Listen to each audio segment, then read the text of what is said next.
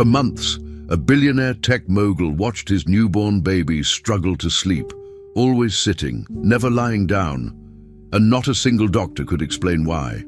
He spent millions on specialists, private nurses, and top hospitals, but nothing worked. The baby cried every night and no one had answers. It wasn't until a quiet maid, hired to care for the child, noticed something strange. She followed her instincts, uncovered a dark secret hidden beneath medical reports and fake diagnoses. And what she discovered shocked the world. This wasn't a rare condition. It was something much worse, and it had been planned all along. Before we continue with this story, don't forget to subscribe to the channel and like the video. Oh, and don't forget to comment below where you're watching us from. We love to know that. The mansion felt more silent than ever since the day Clara passed away. It was supposed to be a moment of celebration, the birth of Nathaniel Graves' first child. Instead, it became the worst day of his life. Nathaniel, a billionaire who made his fortune in the tech world, had been excited to start a new chapter with Clara. She had always dreamed of being a mother, but the pregnancy was high risk. And although doctors had tried everything, Clara didn't survive the delivery.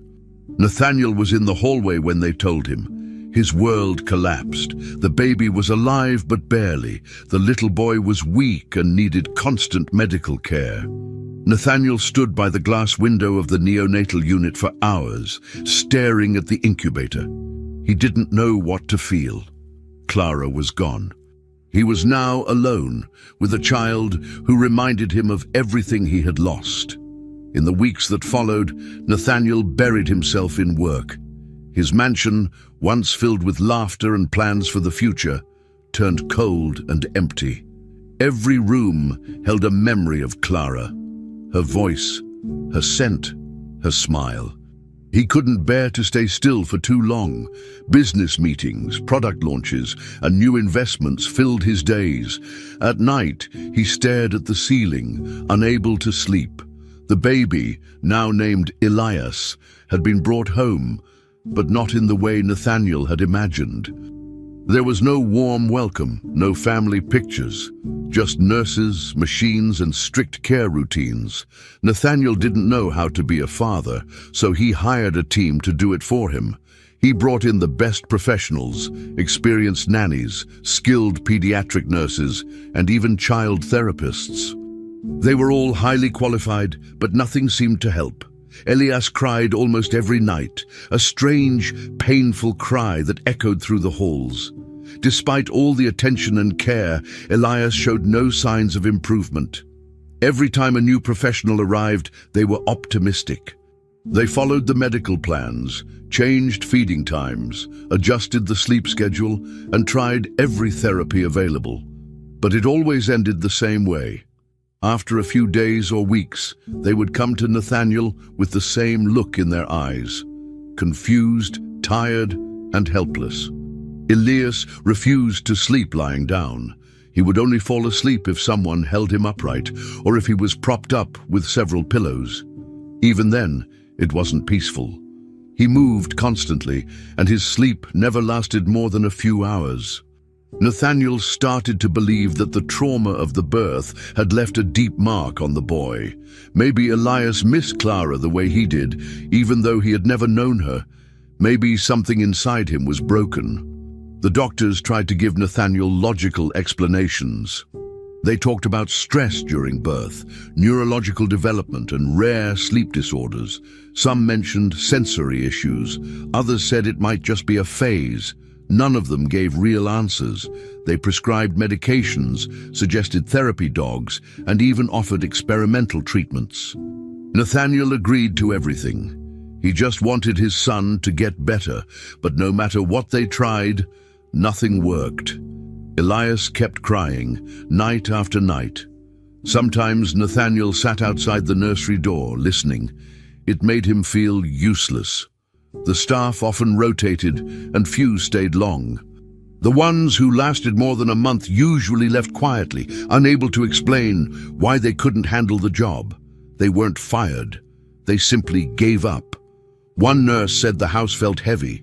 Another whispered that the baby's eyes made her uneasy. Nathaniel dismissed those comments, but deep down he felt the same unease. Nathaniel avoided the nursery whenever possible. The crying reminded him of everything he had failed to fix. He thought maybe if he worked harder, donated more, built something new, the pain would fade, but it never did. The silence between Elias's cries was even worse. It was during those moments that Nathaniel felt the weight of his loneliness. He had always been a man of logic and progress. His life was built on solving problems. But this was something he couldn't fix with code or money. He didn't understand what Elias needed. He wasn't sure if Elias even wanted to be touched. Every time he tried to hold him, the baby tensed up. Yet somehow, he still fell asleep faster in someone's arms than in the crib. Nathaniel started to wonder if Elias was looking for someone that was no longer there. Maybe he was waiting for Clara too. The mansion, though filled with people during the day, felt lifeless. The staff walked on eggshells. Music no longer played in the halls. Clara's piano remained untouched in the corner of the living room. Nathaniel often stared at it, remembering how she used to sing softly to her belly during the pregnancy. He thought about those nights often. The baby inside her had kicked every time she played. Now there was only silence and Elias's strange sleeping habits. As more nurses came and went, Nathaniel began to lose hope. Each goodbye felt like another failure. Still, he kept trying. He refused to leave his son alone. Even if he didn't know how to help, he would never abandon him. Every night, when Elias finally calmed down and closed his eyes in someone's arms, Nathaniel stood in the doorway, watching, waiting, wondering if tomorrow would be any different. But deep down, the pain only grew. When Evelyn arrived at the mansion, everyone noticed something different about her, even if they couldn't explain it. There was something in her eyes, something quiet, observant, and strong. She didn't speak too much, and when she did, her voice was soft, respectful. Her posture was calm, her steps careful. She introduced herself as a nanny with experience in caring for children with special needs. Nathaniel's staff had seen many professionals come and go, but Evelyn didn't seem nervous or overconfident. She simply observed. She didn't ask too many questions. She listened. As she walked through the mansion on her first day, she took mental notes about the environment, the baby's routine, the medical equipment, and the way people behaved around the child. She didn't criticize or suggest changes. She just watched. But from the moment she saw Elias, something inside her shifted. She could tell immediately that this was no ordinary case. What no one in the mansion knew was that Evelyn carried a pain that never really healed. 2 years ago, she had lost her only child, Leo, when he was just 4 months old. He had gotten sick one night, and the symptoms seemed mild at first, just a small fever and some crying. But within hours, his condition worsened. At the hospital, they were told it was a simple infection, and he would be fine. The doctors gave her reassurances and sent them home. That same night, Leo died in his crib. Later, they found out that the infection had been more serious, but by then, it was too late. Evelyn blamed the hospital. She believed they hadn't looked closely enough, hadn't cared enough. She tried to fight legally, but there was no clear evidence. The case was closed. Since then, Evelyn kept her grief hidden. She didn't talk about Leo. She focused on helping other children, hoping it would ease the guilt and loss. Over time, Evelyn developed a kind of sixth sense. She didn't call it that, but that's how it felt. With every baby she worked with, she paid attention to small things, the way they cried, how they breathed, how they moved. Doctors sometimes missed those signs, but Evelyn didn't. She was always alert. She couldn't stop what happened to Leo, but she could help other children. When she looked at Elias, she felt that same alertness. He wasn't just uncomfortable or restless. He wasn't simply a fussy baby. Evelyn noticed how tense his little body was, how he moved his fingers when he cried, how his eyes never fully relaxed. There was something deeper going on. She didn't say anything right away. Instead, she sat with him. She let him cry and watched closely. When she held him upright, she felt the way he tried to settle. It wasn't simple neediness. It was discomfort. She was sure of it. Evelyn started keeping a notebook. She recorded every detail. What time Elias cried, how long it lasted, what position helped him sleep, how he reacted to different sounds and touches. She didn't talk much to the nurses or therapists yet. She didn't want to come off as someone who thought she knew more than the others. But she was collecting information. Her approach was different from the other staff. While most followed schedules and checklists, Evelyn worked based on observation and instinct. She moved slowly, giving the baby time to get used to her. Within the first 3 days, Elias began to respond to her touch. He still cried, but there were moments when he looked at her and calmed down slightly. She noticed he disliked bright lights and sudden noises. She adjusted the room, turned off overhead lamps, used a small nightlight, played soft white noise. Slowly, she created an environment where he could feel safe. Nathaniel didn't pay much attention to Evelyn at first. To him, she was just another nanny in a long line of specialists. But after a week, he noticed small changes. The crying was still there, but shorter. Elias was sleeping slightly longer when held by Evelyn. One evening, Nathaniel walked past the nursery and saw her holding Elias close, humming softly. The baby's head rested on her shoulder, his hands loose instead of clenched. It was the most peaceful he had looked in weeks. Nathaniel didn't say anything, but he watched for a long time. Evelyn stayed focused on the baby, gently rocking him. Later, one of the nurses mentioned Evelyn's notes. She had asked about certain medications, not to question them, but to understand side effects. Nathaniel became curious. He asked Evelyn to meet with him privately. In their meeting, she was calm, but direct. "He's not just difficult," she said. "He's in pain."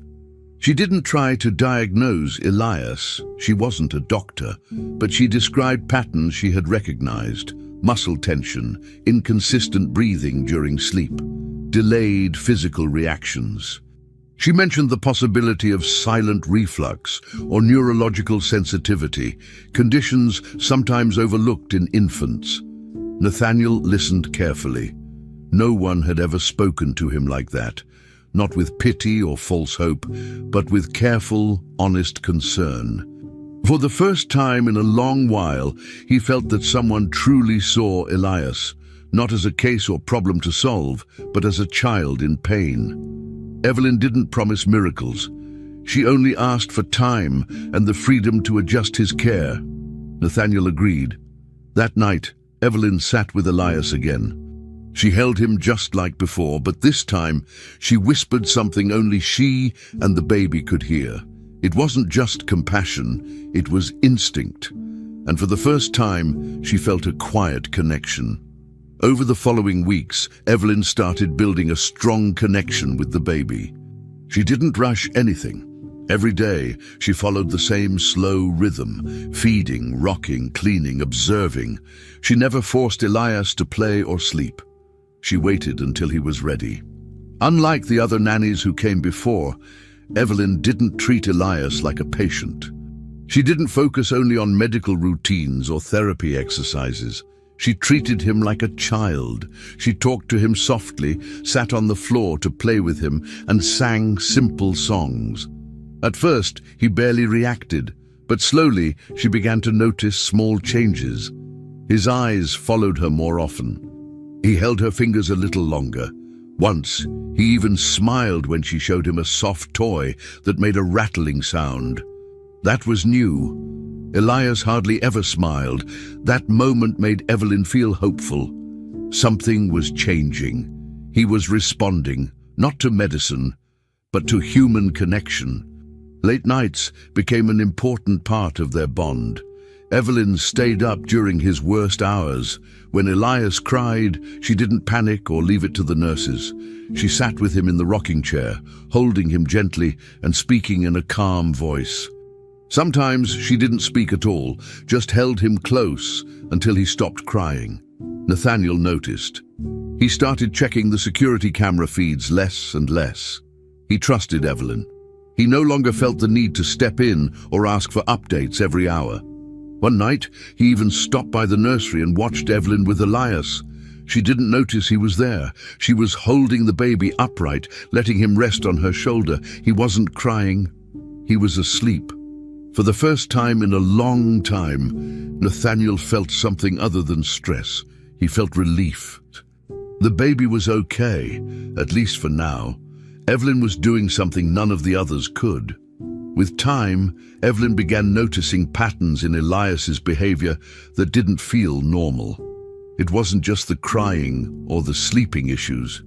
She paid close attention to how he reacted when lying down. Every time she placed him flat on his back, he became tense. His arms jerked slightly, and he made soft grunts like he was uncomfortable.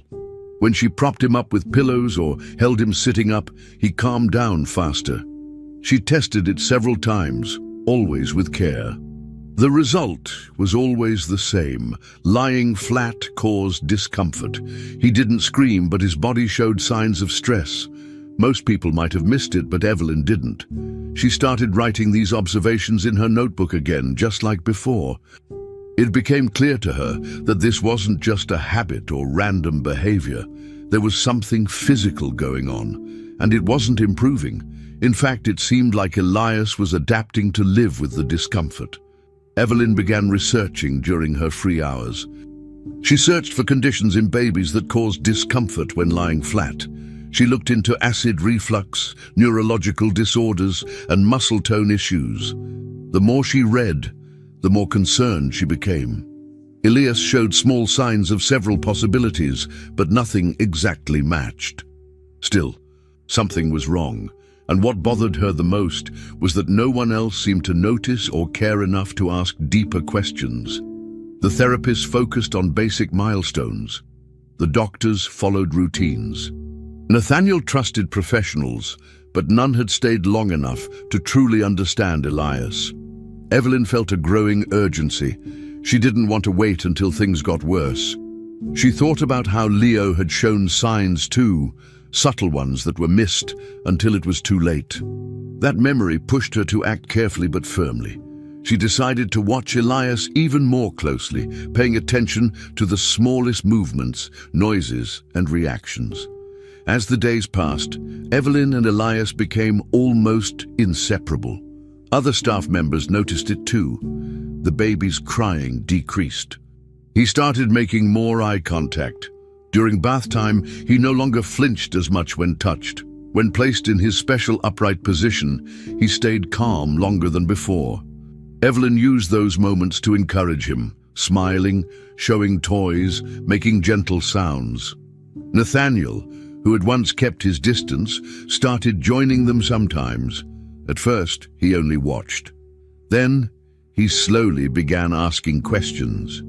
Evelyn always answered with honesty, never pretending to have all the answers. One evening, she handed him the notebook where she had tracked all of Elias's behaviors.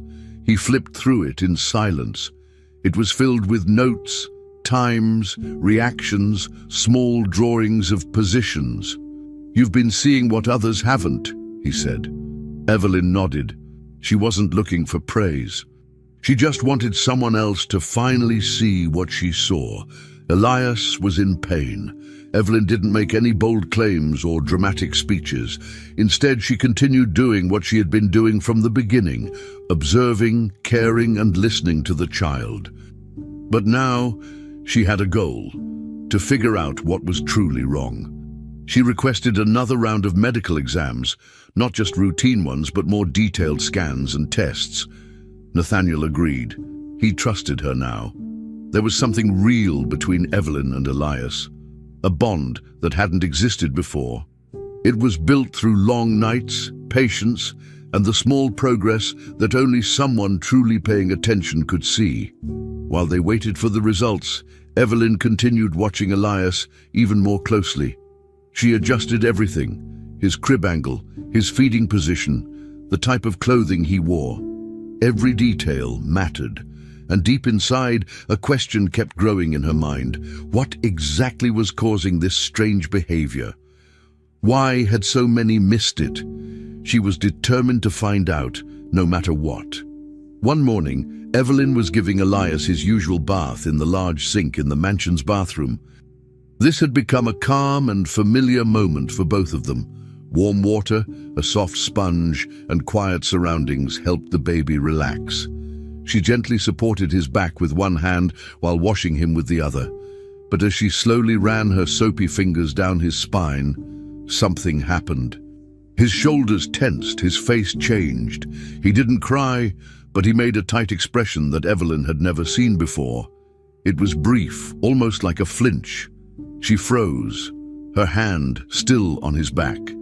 That wasn't the reaction of a baby being tickled or reacting to cold water. It was something else. A deep, silent discomfort. Evelyn didn't say anything out loud. She finished the bath gently, holding him close afterward. But her mind kept going back to that moment. Something wasn't right, and now she had felt it. Evelyn didn't jump to conclusions. She waited 2 days and followed the same routine, watching carefully. Again, when she reached the same spot on his spine with her hand, Elias had the exact same reaction. His muscles tightened, his eyes closed, and he made a face that showed discomfort. But still, no sound. It was subtle, but now she was sure. It wasn't a random twitch or reflex. It was real, and it was specific. Evelyn dried him slowly and held him longer that day, whispering to him and rubbing his back gently in other places. No other area caused a similar reaction. That part of his spine was clearly sensitive. She pressed lightly in the area again, and again he reacted, not with crying, but with a stiffness in his body, as if bracing for pain. Evelyn's heart began to race. For weeks, she had watched him struggle to lie flat or sleep comfortably. Now there was a clue. She began to think back on all the signs: the strange sleeping position, the constant need to be upright, the crying that no treatment had calmed. Until now, everyone assumed it was behavioral, emotional, or something neurological. But what if it wasn't? What if it was physical and specific? Evelyn didn't want to sound alarmist, but she couldn't ignore what she had seen and felt. The reaction was not general discomfort. It came from one spot, one area on his back. She decided to examine the area again during diaper changes, using her fingers to gently feel under the skin. There was no visible bruise, no mark, no swelling. But her trained hand could feel a very slight bump, something firm and out of place, almost like a small knot beneath the skin. Her stomach tightened. She had seen this kind of thing once before, years ago, with another child. She didn't want to believe it yet, but she had a growing suspicion. She wrote detailed notes about everything: the time of day, the angle of the baby's body, how deep she pressed, and what kind of reaction he gave. Evelyn didn't tell Nathaniel right away. She needed more certainty, and she feared causing unnecessary panic. But every time she bathed or changed Elias, she gently checked that same area, confirming it was always the same response. The discomfort was consistent. She began to think more seriously about internal issues, possibly bone-related. Maybe something wasn't formed correctly, or something had shifted. It might be a small vertebra problem, or even something deeper. She reviewed some medical materials at night, searching for possibilities. The more she read, the more concerned she became. It didn't look like a muscle problem. It didn't behave like a nerve issue either. It was too specific. Evelyn began to feel something she hadn't felt in a long time. Fear, not just concern, actual fear of what she might uncover. One night, after Elias had fallen asleep in her arms, Evelyn sat in the nursery without turning the lights on. She stared into the dark, holding the baby close. Her thoughts were racing. She wanted to talk to a specialist but didn't know who to trust. The last time she had trusted doctors, her own son died. That thought never left her. She didn't want to make the same mistake again, but she also knew that waiting could be worse. Elias couldn't speak. He couldn't explain what he felt. If she didn't act, no one else would. She finally decided to speak with Nathaniel the next morning. She would show him her notes, explain everything she had seen and felt. She didn't have a full answer yet, but she knew where the problem was located. It wasn't just in Elias's behavior, it was inside his body. And for the first time, she truly feared what might be hidden there. The next morning, as she prepared the bath again, Evelyn felt heavy. Her hands moved carefully as she undressed Elias. The water was ready. She placed him in the sink gently, supporting him with care. Her heart was pounding. She knew she had to check again. As her fingers moved across his back, she reached the same area, the same result, a tiny flinch, a tension in the shoulders, a silent sign of pain. This time, she didn't pretend it was nothing. She held her hand over that spot a moment longer, not pressing harder, just staying there, feeling the warmth of his skin. Her fear grew. It wasn't just her instinct now, it was real. Something was physically wrong, and it had been ignored for too long. Evelyn felt a tight knot form in her chest. She wasn't just worried anymore. She was afraid of what this could mean, afraid of what she was about to discover. Evelyn began writing everything down in a notebook she kept hidden in her bedroom drawer. Each day, she took notes on Elias's reactions, what time he cried, how he behaved when touched, how long he slept, and what position helped him rest. She wasn't doing it just out of curiosity. She wanted proof, a pattern, something to back up her growing suspicions. At night, when things were quiet, she sat on the edge of her bed and wrote by dim light, carefully recording the small but important details no one else seemed to notice. The same things kept happening over and over. Every time Elias was placed flat in his crib, he would fall asleep for a few minutes and then wake up crying, his body tense and stiff. When held upright or placed in a seated position, he would calm down faster and sleep longer. This pattern repeated so consistently that Evelyn couldn't ignore it anymore. She brought up her concerns gently to the nurses who rotated through shifts at the mansion.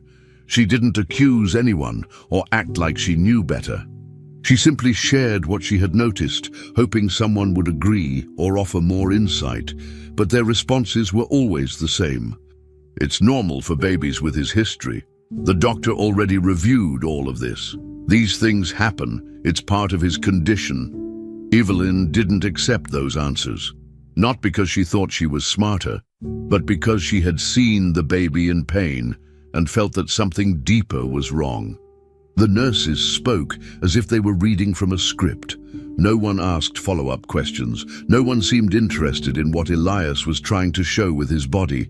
They just followed the routine. Evelyn's frustration grew. She felt alone in what she was seeing, and that loneliness turned into quiet determination. She would keep watching and keep writing. Late one night, Evelyn was walking past the nursery when she heard soft movement, not crying, just shifting sounds. She opened the door slowly and saw Elias pushing his tiny hands against the crib bars, trying to hold himself in a seated position. He was clearly tired, eyes half closed, but still fighting to stay upright. His body leaned slightly forward, and his knees were bent in an awkward way. Evelyn stepped closer, heart pounding. She didn't move him right away.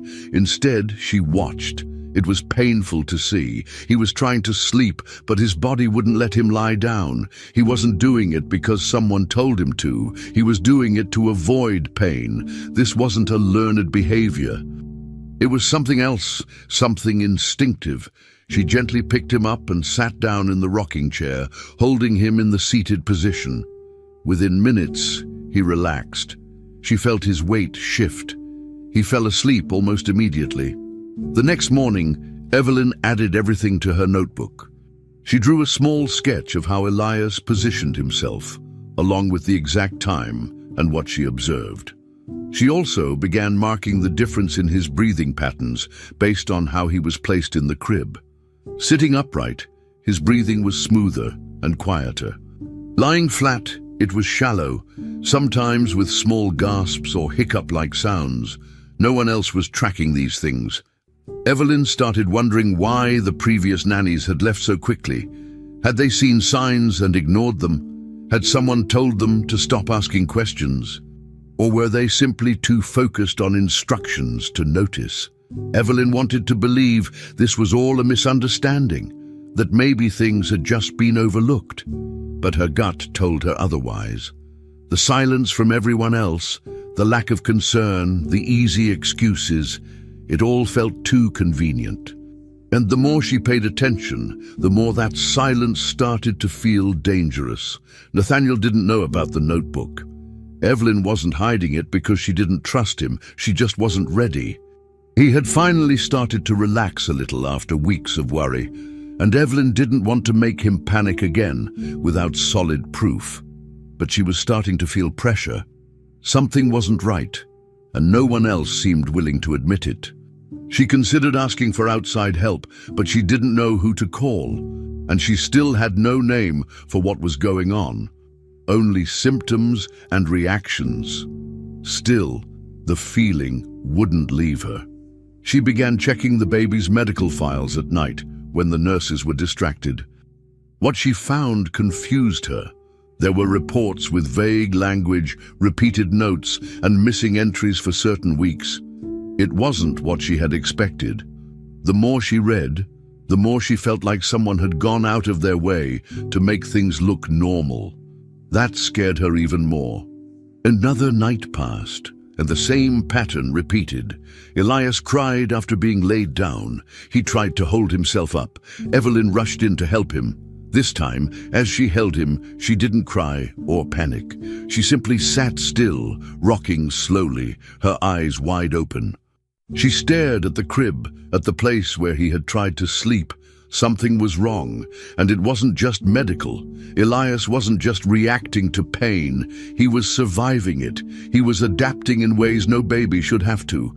She looked down at him, sleeping now, breathing more easily. Her hand rested on his back, near the sensitive area, and then she knew this wasn't about one injury or condition. It was part of something bigger.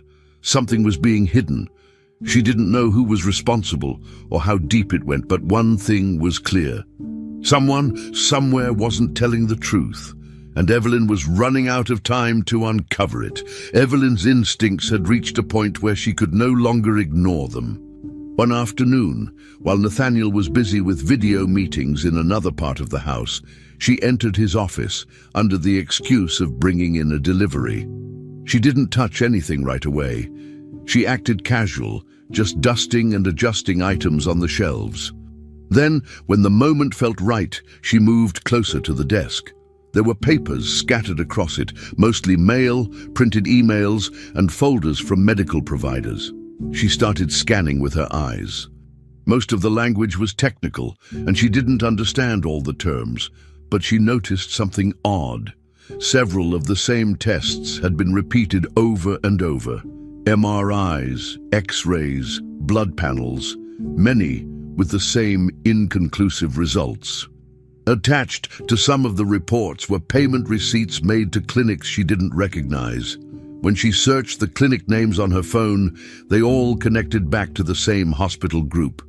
That pattern stood out to her. If these tests were showing nothing, why were they done so many times? And why were all the follow-ups with the same network of private clinics? It didn't feel right. Evelyn took her phone from her pocket and carefully started photographing the documents.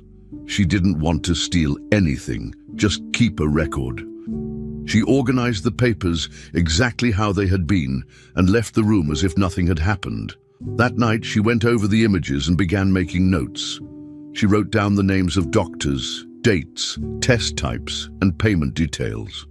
Some of the documents looked like standard results, but others were missing signatures or had the same doctor listed for different specialties. That wasn't common. She didn't know what it meant yet, but it felt wrong.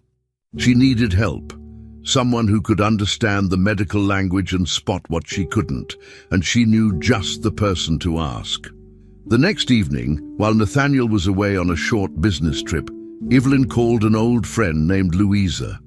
Years ago, they had worked together in a hospital. Louisa was a medical imaging technician and had always kept in touch.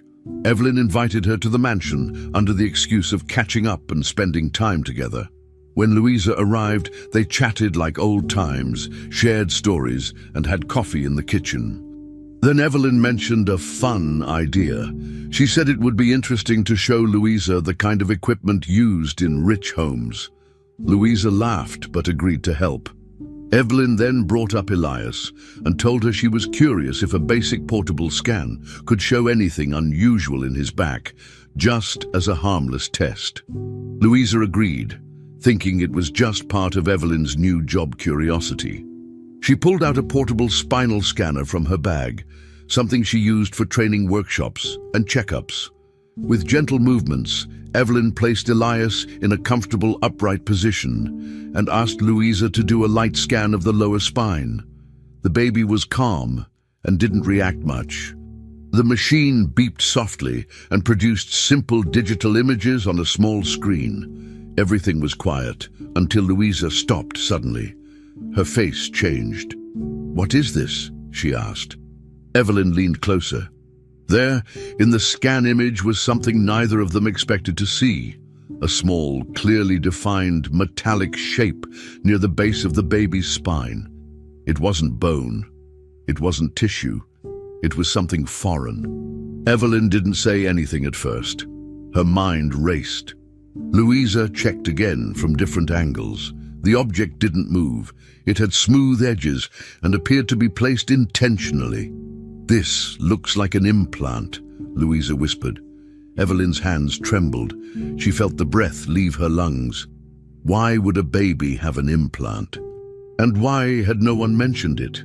Louisa was confused, asking questions Evelyn couldn't answer. Was he born with this? Do the doctors know? Evelyn shook her head. No one ever said anything. None of the reports mention this. "I've read almost all of them." Louisa looked more closely at the images, then backed away. This was done on purpose. This isn't a mistake or something natural. It's inserted, like a tracking chip, or something medical. Evelyn felt sick. The room spun a little, but she kept herself steady. Elias was now asleep in her arms, unaware of the storm around him. Louisa offered to send the scan image to a trusted radiologist she knew, without giving names. Evelyn agreed, but made her promise not to mention the child's identity or location. They couldn't risk exposure yet. As Louisa left, she looked worried. "You need to find out what that is, and fast," she said. Evelyn nodded, already planning her next step. She couldn't sleep that night.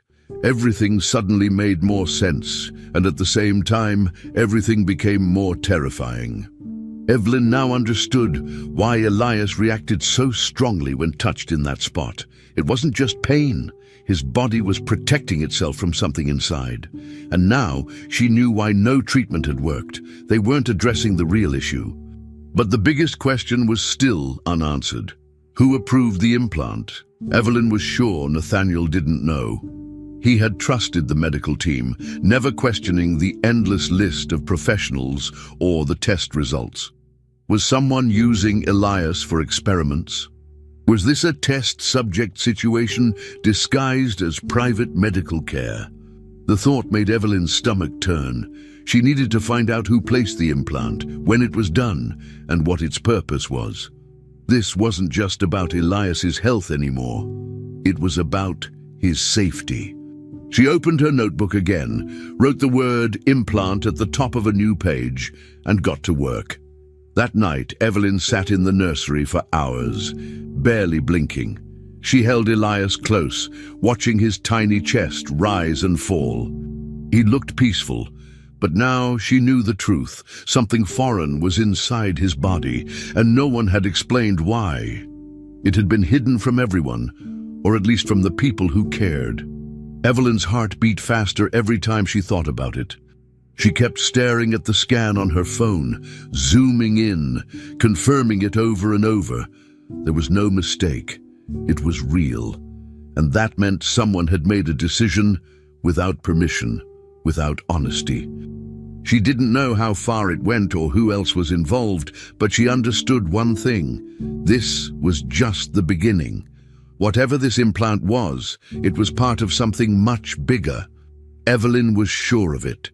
And now, more than ever, she was ready to do whatever it took to uncover the truth.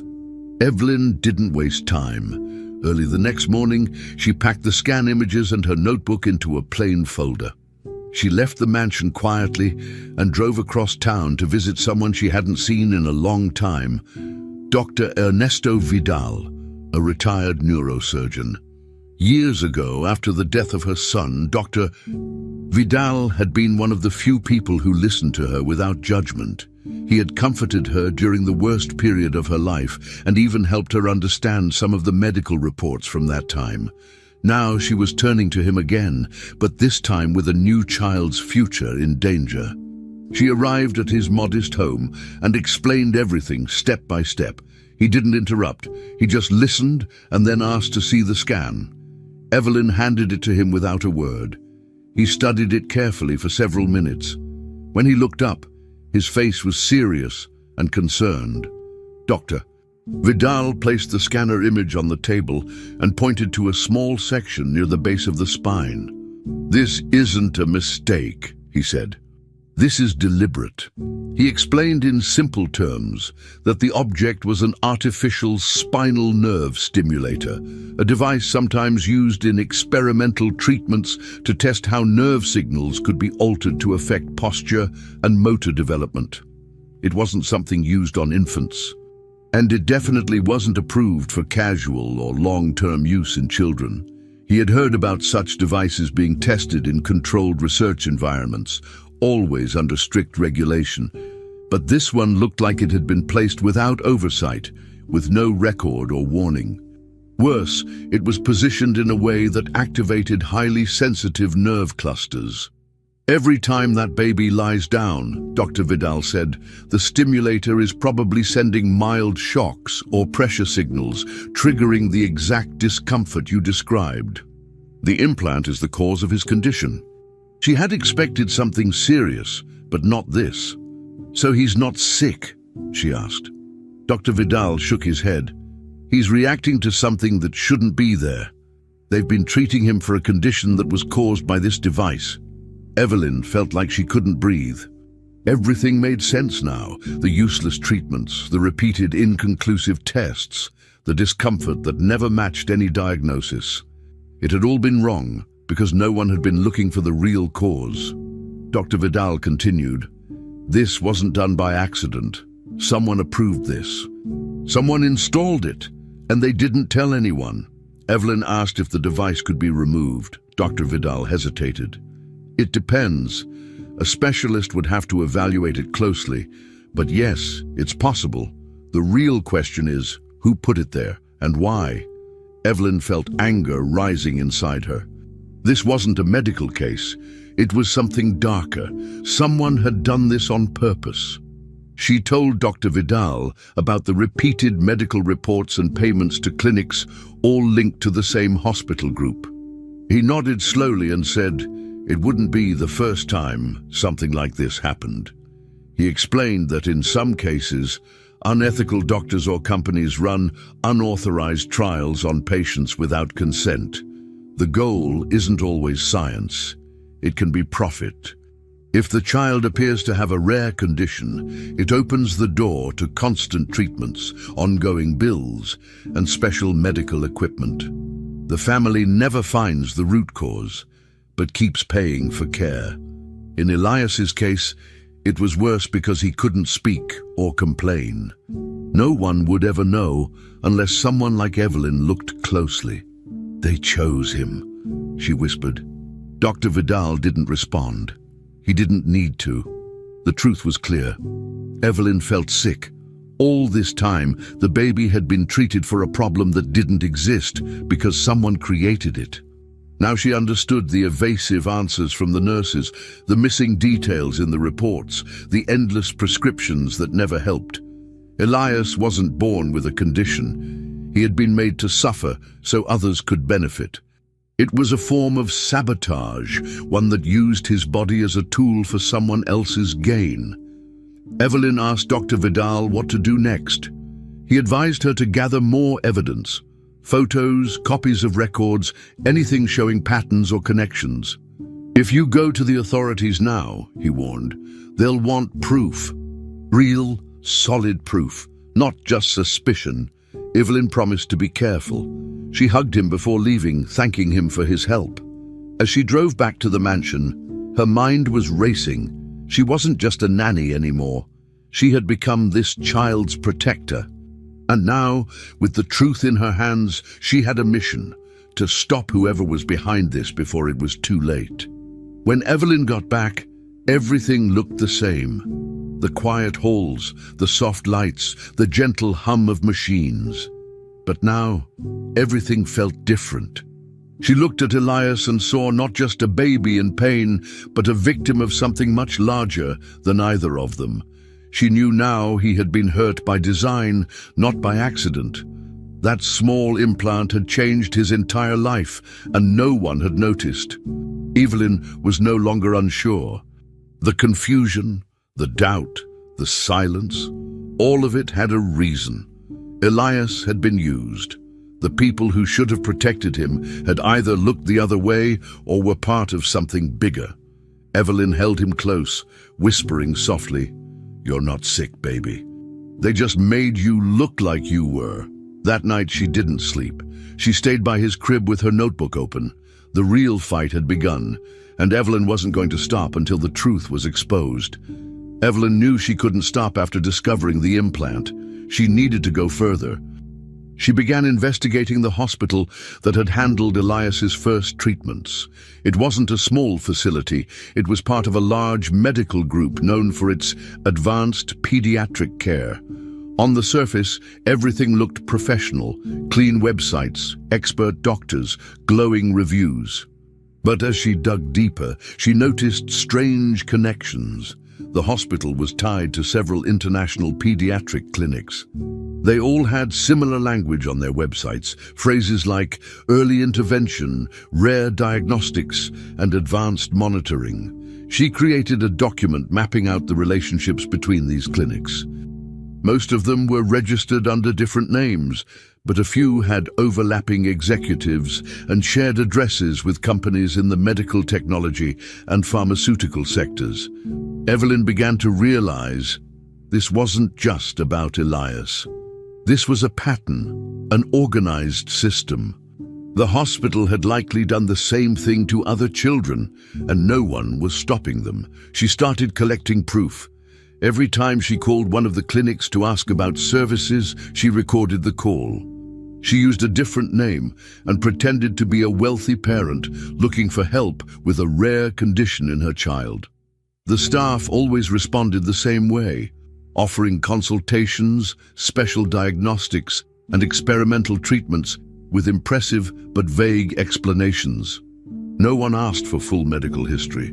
No one hesitated when she mentioned money. Evelyn also found online forums where families shared experiences with rare pediatric disorders. She connected with a few people privately and started asking questions. She was careful not to reveal too much, only enough to compare notes. In several cases, she found children with similar symptoms to Elias. Their families had also been treated by clinics in the same network. Most had no real answers, just ongoing treatment plans, rising bills, and constant emotional stress. Evelyn felt her hands shaking every time she found another connection. Next, she went through the emails stored on Nathaniel's office computer, carefully, without leaving a trace. She wasn't looking to invade his privacy, but she had to know what had been sent and received between the mansion and the hospital. She found messages from medical coordinators filled with complicated terms, scan results, and treatment suggestions. At first glance, everything looked professional. But then Evelyn noticed something strange. Many of the messages were copied and pasted from templates. Even the personalized updates about Elias's condition had the same structure as emails sent to other parents she had spoken with online. The files included billing statements that detailed expensive treatments, some of which never happened. It was a system designed to appear legitimate, but built on manipulation. They created false hope while draining families financially. Evelyn printed and organized everything: emails, phone records, screenshots, medical notes.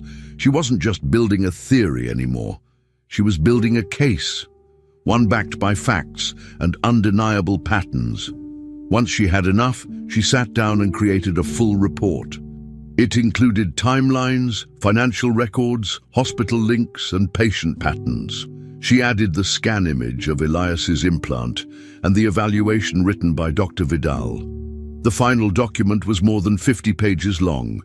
She also backed up everything on a secure drive and made copies.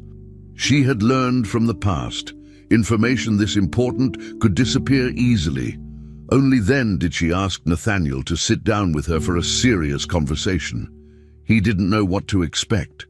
At first, he thought maybe it was another update about Elias's sleep or therapy. But when Evelyn began showing him the documents, emails, and recordings, he went silent. As she explained each piece, his expression changed. Confusion, then shock, then disbelief. He leaned forward, staring at the evidence. "Are you telling me they did this on purpose?"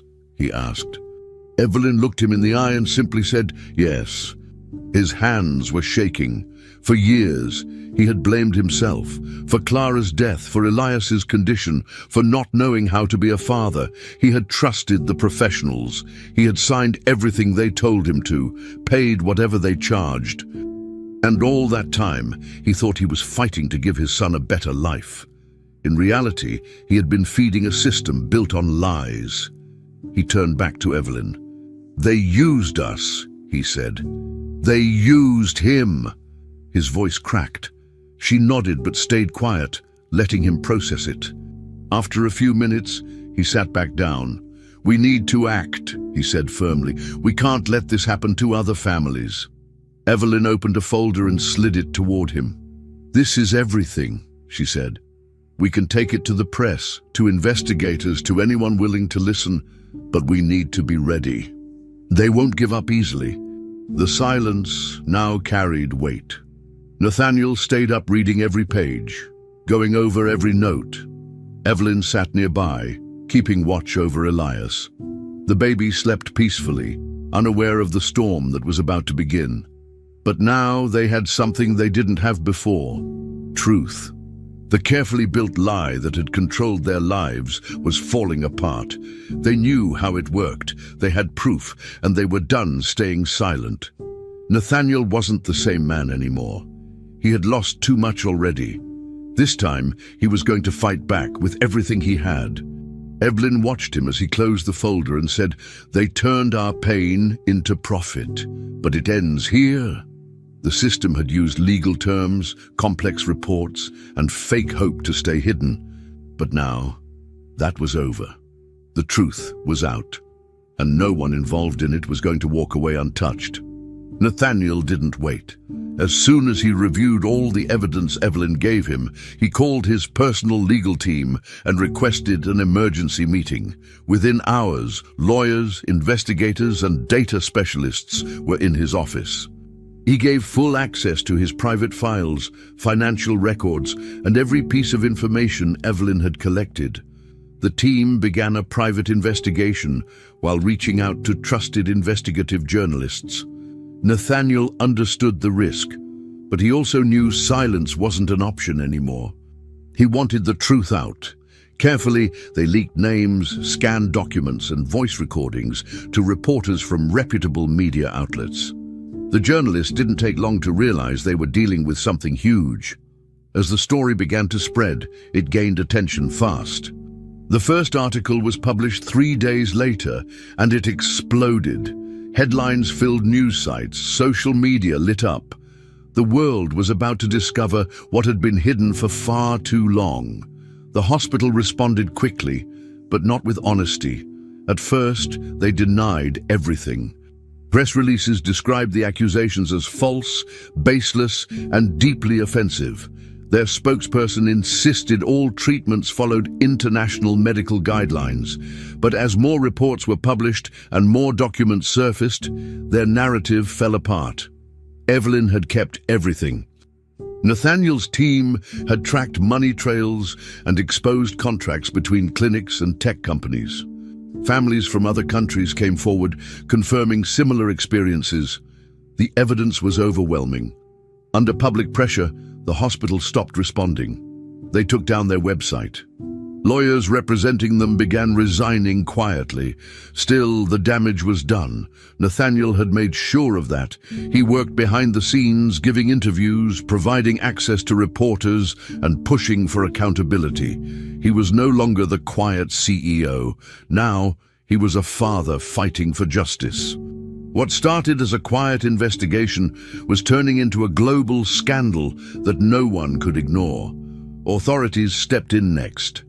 International law enforcement agencies launched official inquiries and subpoenas were issued. The investigation revealed a network of private clinics tied to the main hospital. Inside these clinics, entire rooms of hidden records were found, shelves stacked with paper files, drawers filled with handwritten notes. Computer servers full of patient data, most of it undocumented in any official system. The worst part, dozens of cases showed signs of unauthorized procedures done on infants and small children. None of the parents had known the full truth. The medical terms had been used to confuse. The pain had been labeled normal. Now, with the real documents in hand, prosecutors had enough to move forward. Doctors who had been involved were arrested and charged. Crimes included medical conspiracy, insurance fraud, child endangerment, and ethical violations. Several high-ranking executives were indicted too. Secret testimony from insiders confirmed that people at the top had known about it for years and allowed it to continue. The trial was long and public. Families from all over the world testified. Some cried, some shouted. Others sat in silence, unable to speak through their pain. Evelyn took the stand with calm determination. She told the full story, from the moment she entered the mansion to the day she uncovered the implant. She explained the baby's suffering, the ignored signs, the lies, and the silence. The court listened. Nathaniel also testified, admitting his guilt for trusting the wrong people, but vowing to never stay silent again. The evidence left no room for defense. Jury members looked shocked. Medical professionals who had taken oaths to protect life had become tools in a machine driven by money. When the verdict was read, the courtroom erupted. The hospital was declared guilty. The court ordered its complete shutdown. All affiliated clinics were investigated. The judgment also included financial compensation to each family affected, an amount that reached hundreds of millions in total. The most powerful moment came weeks later, when several executives and doctors were escorted out of court in handcuffs. Cameras caught everything. National news showed their faces live, people who had once seemed untouchable, now being held accountable. They had hidden behind titles, institutions, and legal language, but none of that mattered anymore. The truth had won. Public reaction was massive. Thousands marched in support of the families. New laws were proposed to tighten oversight on private clinics. Ethics committees were formed. International watchdogs started reviewing cases with similar red flags. Evelyn returned to a quiet life, but she knew she had changed something forever. Nathaniel, on the other hand, became a public figure in health advocacy. He gave speeches, pushed for reforms, and met with lawmakers. He wasn't doing it for fame. He was doing it for Elias and for all the children whose voices had been ignored. What had started in silence had ended in global justice. Nathaniel stood outside the courtroom, holding Elias in his arms. Cameras flashed, reporters shouted questions, but he ignored them. He kissed his son's forehead and held him tighter. This child, once seen as broken or sick, had survived something evil, not by chance, but because someone had cared enough to pay attention. Evelyn stood nearby, watching in silence. She didn't need thanks. She had done what was right. Nathaniel turned to her and nodded. They had won, but the fight wasn't over. He had already set up a foundation in Elias's name, dedicated to protecting children from medical abuse. He made a promise during his last interview. No one else will go through what we did, not while I'm alive. The story had become history. A hospital had fallen. Executives had been jailed. Millions had learned the truth. And for the first time, the system had been forced to face justice. No one walked away untouched. The surgery was scheduled quickly, only a week after the court ruling. Nathaniel chose one of the best pediatric neurosurgeons in the country, someone recommended by Dr. Vidal and trusted by Evelyn. The procedure was delicate. The implant was located near the baby's lower spine, close to nerve clusters that controlled posture and pain signals. It took several hours. Evelyn and Nathaniel waited together in a quiet hospital room, barely speaking. When the surgeon finally came out, his expression was calm. "It's done," he said. "The device has been removed successfully. There's no permanent damage." Nathaniel sat down slowly, overwhelmed by relief. Evelyn placed her hand on his shoulder. They both knew this was only one step, but it was an important one. For the first time, the foreign object inside Elias's body was gone. Now, they could only hope the baby would finally feel peace, real peace, not the forced comfort they had seen before. That night, Elias was brought back to the recovery room, still asleep from the anesthesia. Nurses monitored his vitals, and the machines beeped softly beside him. Evelyn stayed by his side, refusing to leave. Nathaniel joined her hours later with food, but neither of them ate. They were too focused on the small figure lying in the hospital bed. Around midnight, Elias began to move. At first, just a small twitch. Then his breathing deepened. His arms, which used to stay tightly bent and clenched, now rested freely at his sides. Evelyn leaned in closer, watching carefully. For the first time since she had met him, Elias slept while lying flat, without needing to be held or propped up. No crying, no flinching, just slow, deep breaths. Evelyn covered her mouth and began to cry quietly. Nathaniel saw her and didn't say anything. He simply pulled her close and hugged her tightly. They both knew what this moment meant. Evelyn had seen many babies before. She had cared for dozens, but never one like Elias. His struggle had become part of her life, something she carried deeply. Watching him sleep now, peacefully without pain, was more than just emotional. It was healing. It was proof that everything they had done, all the effort, fear, and risks, had led to something good. Nathaniel didn't need to say thank you again. He had said it before. What he did now meant more. He stood beside Evelyn, held her hand, and introduced her to the staff not as a nanny, but as family. "She saved my son," he told them, "and saved me too." In that room, everything had changed. The pain wasn't erased, but it no longer controlled them.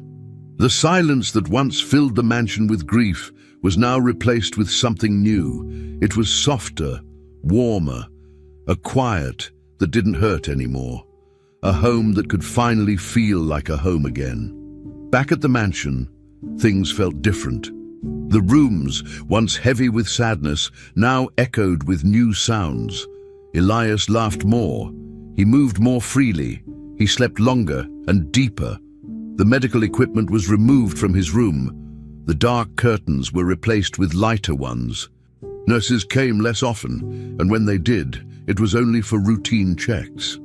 Nathaniel stopped holding daily meetings in isolation. He began working in his office again, but with Elias often nearby. Evelyn helped build new routines. Morning walks in the garden, playful bath times, soft music in the afternoons. There was no rush to heal.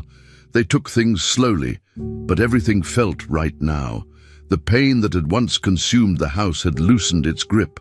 The halls weren't quiet from loss. They were calm from peace. For the first time, the mansion didn't feel haunted by what had been lost. It felt alive with what had been saved. Meanwhile, justice continued.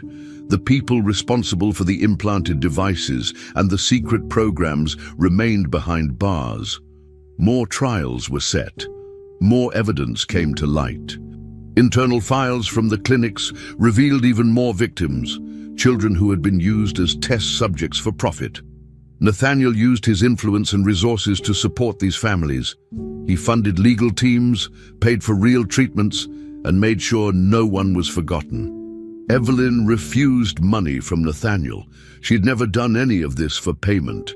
But when he asked if there was something else he could support, she made a request.